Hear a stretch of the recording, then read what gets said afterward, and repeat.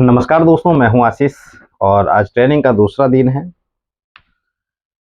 तो दोस्तों, अगर आप चैनल पे नए हैं तो चैनल को सब्सक्राइब करें और लाइक करें और एक पॉजिटिव कमेंट करें, क्योंकि हम यूट्यूब पे बहुत कम ध्यान दे पाते हैं, इसलिए कि वीडियो बनाने का मेरा प्रैक्टिस है ही नहीं। ठीक है, जब हम वीडियो बना रहे होते हैं तो कोई अगर इर्द गिर्द अगल बगल कोई अगर गुजरता है तो हम खुद से भूल जाते हैं कि हमें आगे क्या बोलना है।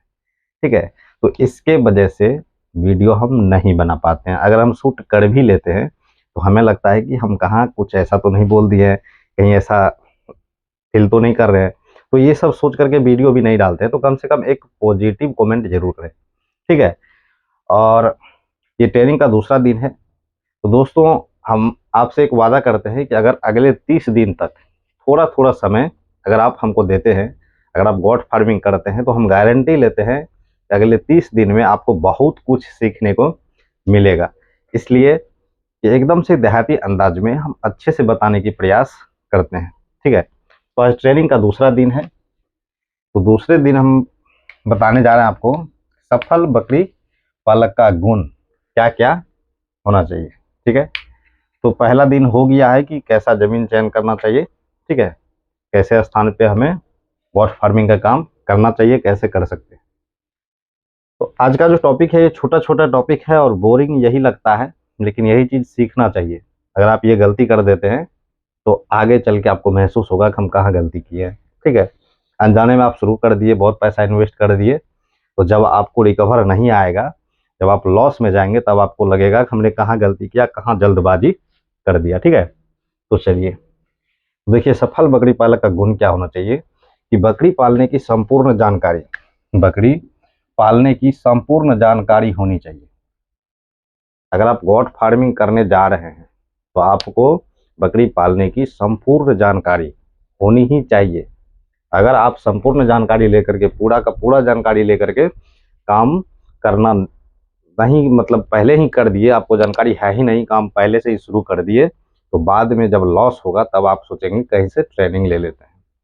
तो बाद में लॉस तो आपका हो चुका होगा। ठीक है, उसके बाद ट्रेनिंग में भी आपको बहुत कुछ समझ में नहीं आने वाला है। ठीक है, तो चलिए, बकरी पालने की संपूर्ण जानकारी आप लेने के बाद ही, ठीक है, गॉट फार्मिंग का काम स्टार्ट करें। जैसे अभी बोलने में कुछ इधर उधर हुआ तो क्या करते हैं, ऐसा वीडियो शूट करने के बाद भी हम नहीं डालते हैं। अगर हम ये वीडियो भी नहीं डाले तो जीवन में कभी हम डाल ही नहीं पाएंगे, यूट्यूबर बन ही नहीं पाएंगे। ठीक है, तो चलिए, तो संपूर्ण जानकारी लेने के बाद ही आप गॉट फार्मिंग का काम करें। उसके बाद बीमार बकरी का इलाज, बीमार बकरी की इलाज करने के लिए कम से कम बेसिक जानकारी होनी चाहिए। ठीक है, अगर आप गॉट फार्मिंग करने जा रहे हैं तो बकरी पालने की संपूर्ण जानकारी के साथ साथ कुछ बीमार, जैसे बकरी तुरंत आपको बहुत अच्छा लगेगा, 2 घंटा बाद क्या होने वाला है आपको कुछ भी पता नहीं है। जैसे एक वीडियो देखिए आप, ये फील्ड का वीडियो है। देखिए अचानक से इसको क्या हुआ, देख रहे हैं। तो ऐसे हालात में कोई डॉक्टर उधर से गुजर रहा था तो किसान ने उनको रोका और उनसे इलाज करवाया। ठीक है, 2 दिन इलाज करवाया, फिर भी रिजल्ट नहीं मिल रहा है।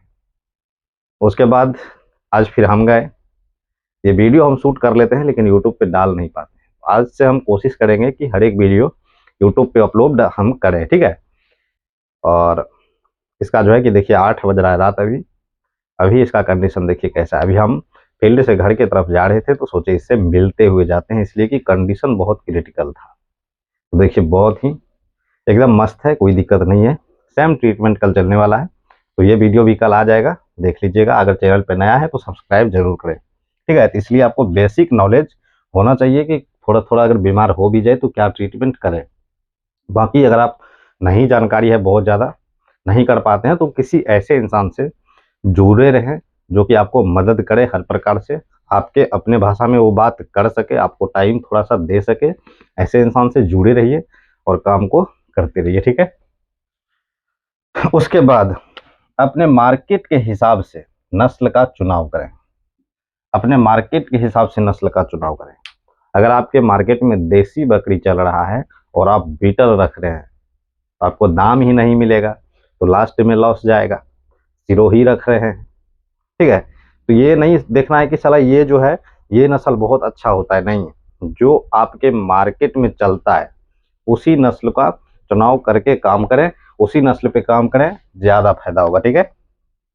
उसके बाद चौथा नंबर है, कभी भी बकरी पालन छोटे मेमनों से शुरुआत ना करें।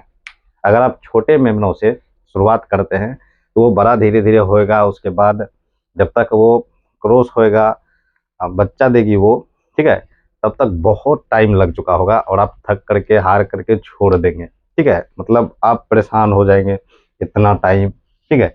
इसलिए ऐसे बकरी से शुरुआत करें जो एक बार बच्चा दे दिया हो या फिर बच्चा देने वाला हो, ऐसा बकरी खरीद करके लाएं, ठीक है, यानी जो बच्चा देने में ज़्यादा समय ना ले।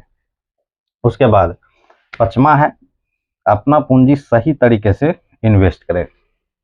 अपना पूंजी सही तरीके से इन्वेस्ट करें।